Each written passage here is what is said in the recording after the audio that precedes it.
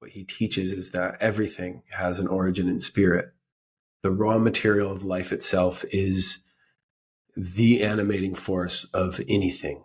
So a thing, a chair, a stone, a computer monitor, a camera, a voice, a sound, a leaf, a seed, an animal, a thought, anything has an origin in spirit. And so whatever is presenting itself, whatever is manifesting, is looked at or understood to be an expression of spirit or a specific kind of spirit. And so then the process becomes, okay, well, what is this spirit and where is it coming from? And that is, it's almost like tracking. And so if you're looking like the way you would track an animal in the forest, like you look for the signs, you look for the evidence, you look for the sounds, the smells, the footprints, paw prints, and you sort of follow those signs and symbols to get to the point of the origin, which would be like, okay, I actually have this encounter with an animal. So in that sense, like a thought, well, yes, it's a thought. Like, okay, you think about a person that and let's say you do that during an ayahuasca ceremony. Is that the plant sort of drawing that out of you? Is that the plant indicating, shining a light on something? In many cases, yes. But is that also taking place within your imagination or within sort of the theater of your perception, wherever it is that thoughts are or memories? And so in that sense, rather than trying to determine if it's coming from ayahuasca or if it's coming from sort of one's own mind or imagination, I find that it's more effective, and you can sort of remove the dichotomy and say, okay, well, let's just look at what it is that we're seeing. Let's look at what this is. Does it actually matter? If you're seeing a vision from that's originating from ayahuasca, does that make a difference?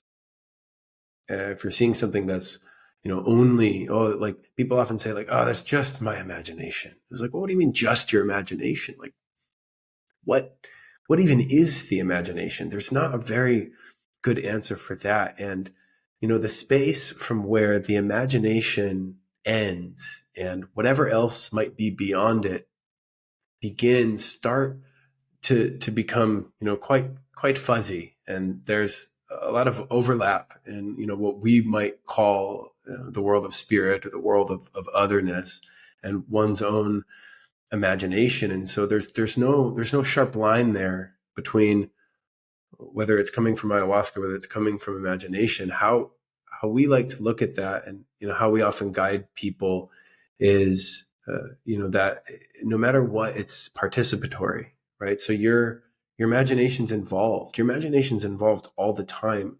Your imagination's even involved when you're imagining that you are not an imaginative person. People say, oh, I don't have any imagination. The thought and the understanding and the feeling of that is appearing within that space that we call the imagination. It's like the blank canvas of anything that takes place within the consciousness, the landscape of consciousness and inside of you. And so when you add ayahuasca to something like that, it's like, well, suddenly the painter has a lot more brushes. They have a lot more tools. They have a lot more styles to work with. They can do quite a bit more, but it's still in a way being held within your imagination because you're participating in the experience. And so where to draw that line can be very purposeful in some cases, but it's not it's not necessary to say, well, this is coming from the plant or this is coming from me. What it is, I find more important and often leads to solution or resolution is to really just look at what it is that you're seeing and why.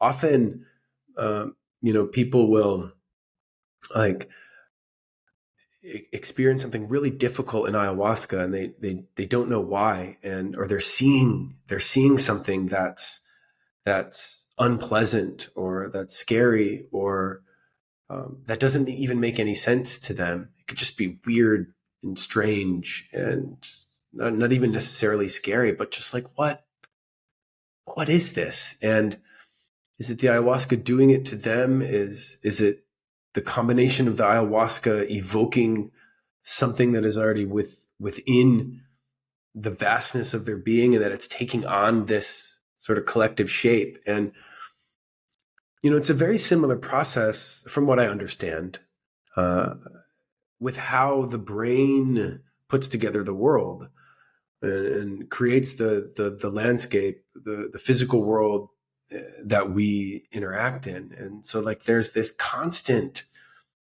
sort of give and take. There's like this negotiation that's taking place within the individual, what they're experiencing, the stimuli from outside, and in the case with ayahuasca, that itself as a stimulus, and then everything that it does to you internally. And so, you're not a passive recipient of whatever the ayahuasca is doing. As far as I understand, like, you are equally important in that world to engage and participate in with what is going on. So we like to empower our people in that way when they come and they drink with us, and give them a sense of agency, that their consciousness itself is something that is involved in literally creating the world of everything that's manifest, including the one that they're experiencing, in some cases for the first time, when they ingest something like ayahuasca.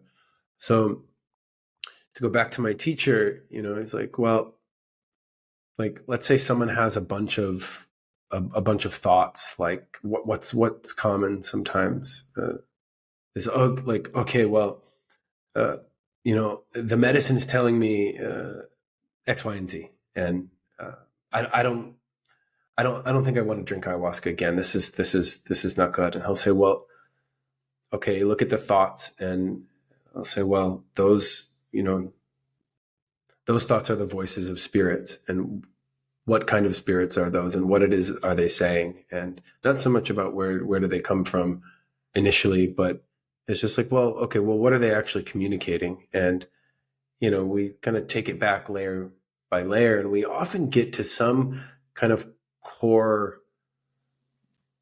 point within that person, or some like core archetype that those spirits are symbols or the voices of. And, often it's something like fear, or it's something like pain, or it's something like doubt, or it's something like, suffering or loss, or things like that. And so you kind of peel it back, and you see that, like, the initial expression of a thing is, it's like the tip of an iceberg. And as you go deeper into that, and kind of scuba dive into the realm, and you track the expression of a thing, of a spirit, to its point of origin, you often find there's a kind of deep sense of meaning that in some ways transcends what's taking place specifically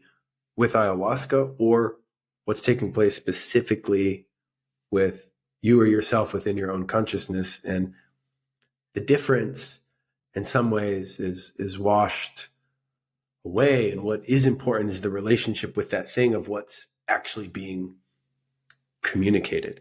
Now, there will be times where, for instance, people will say, the medicine told me this. Like in my case is a good example. It's like, was that the medicine? Was that just my imagination?